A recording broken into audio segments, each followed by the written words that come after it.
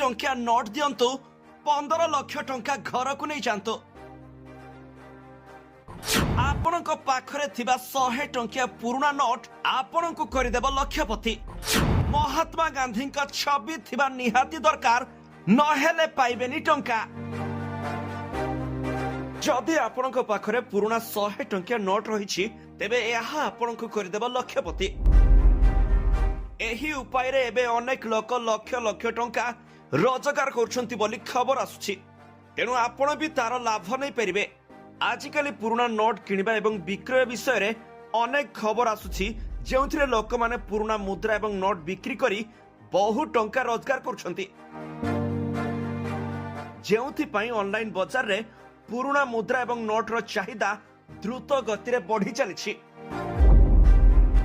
କାରଣ ଆଜିର ଆଧୁନିକ ଯୁଗରେ ମୋବାଇଲ ମାଧ୍ୟମରେ ସବୁ କିଛି କିଣା ବିକା କରାଯାଉଛି। ତେବେ 100 ଟଙ୍କିଆ ନୋଟକୁ କେମିତି ବିକ୍ରି କରିବେ, ଆସନ୍ତୁ ଜାଣିବା। ଯାହା ଫଳରେ ଆପଣ ଘରେ ବସି ଭଲ ଟଙ୍କା ରୋଜଗାର କରିପାରିବେ।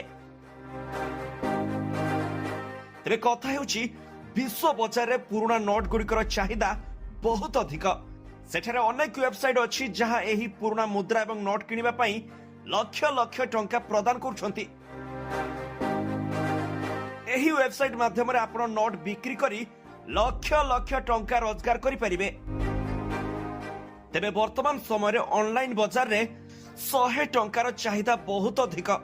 ଯଦି ଆପଣଙ୍କ ପାଖରେ ମଧ୍ୟ 100 ଟଙ୍କା ନୋଟ ଅଛି, ତେବେ ଏହାକୁ ବିକ୍ରୟ କରିବା ପୂର୍ବରୁ ନୋଟରେ ଏହି ସର୍ତ୍ତ ଗୁଡ଼ିକ ବିଷୟରେ ଜାଣିବା ଆବଶ୍ୟକ। ପ୍ରଥମେ ହେଉଛି ମହାତ୍ମା ଗାନ୍ଧୀଙ୍କ ଫଟୋ ଆପଣଙ୍କ ନୋଟରେ ମୁଦ୍ରିତ ଥିବା ନିହାତି ଦରକାର। ତା ସହ ନୋଟର କ୍ରମିକ ସଂଖ୍ୟା ଶେଷରେ 786 ନମ୍ବର ଲେଖା ଥିବା ଜରୁରୀ। ଯଦି ଆପଣଙ୍କର ଏପରି ନୋଟ ଅଛି, ତେବେ ଆପଣ ଏହାକୁ 15 ଲକ୍ଷ ଟଙ୍କା ପର୍ଯ୍ୟନ୍ତ ବିକ୍ରି କରିପାରିବେ।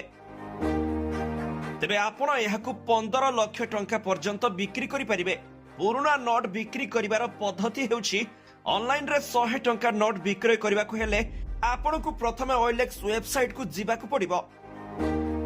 ଏଠାରେ ଆପଣଙ୍କୁ ନିଜକୁ ବିକ୍ରେତା ଭାବରେ ପଞ୍ଜୀକରଣ କରିବାକୁ ପଡିବ।